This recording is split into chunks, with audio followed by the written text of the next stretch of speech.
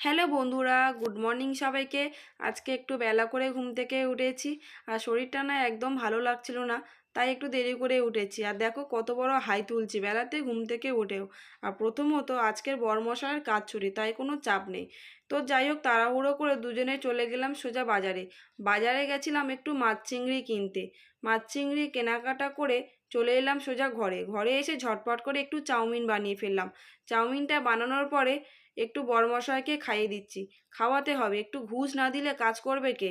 দেখো এদিকে চিংড়ি মাছ কেটে দিচ্ছে রান্নার জন্য। তো যাই হোক, ও মানে কি বলবো, প্রত্যেকটা কাজে আমাকে হেল্প করে। যখন আমি বলি আমার এটা করতে ভালো লাগছে না, সঙ্গে সঙ্গে ও সেই কাজটা করে দেয়। এক কথায় কি বলো তো, ভালোবাসার মানুষের নামে যতই তুমি বলো না কেন, তার কোনো মানে শেষ হবে না। তো যাই হোক, সত্যি অনেক হেল্প করে আমাকে, আর অনেক কেয়ারফুল। যত সমস্যায় পড়ি না কেন সমাধান ঠিক বার করে দেয়।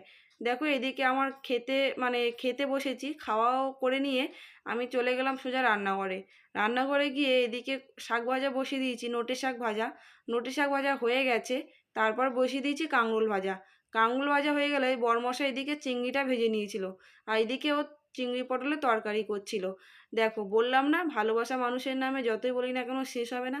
দেখছো তরকারি টেস্ট করছে, নুন ঝাল ঠিক আছে কিনা। এদিকে দেখো আড়ে আড়ে দেখছে আমি ভিডিও করছি কিনা। ঠিক আছে। তো যাই হোক, আমি এদিকে মাছ কাটছিলাম বলে ও বলল তরকারিটা আমিই করছি। তো বললাম ঠিক আছে। দেখো এদিকে আমি মাছ কাটছিলাম।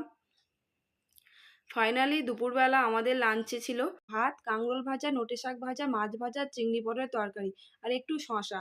ও খেতে খেতে দেখো ফোন ঘাঁটছে। ঠিক আছে, ওর মতো খাক। আর আমিও খেতে শুরু করে দিয়েছি। দেখো, নোটে শাক ভাজা দিয়ে, কাঁকরোল ভাজা দিয়ে আর চিংড়ি পটলের তরকারি দিয়ে খেতে শুরু করে দিয়েছি। আমরা খেতে থাকি, আর তোমরা তাড়াতাড়ি চ্যানেলটি সাবস্ক্রাইব করতে থাকো। আর দেখা হচ্ছে নেক্সট কোনো ভিডিওতে। ততক্ষণের জন্য ভালো থেকো, টাটা, বাই বাই।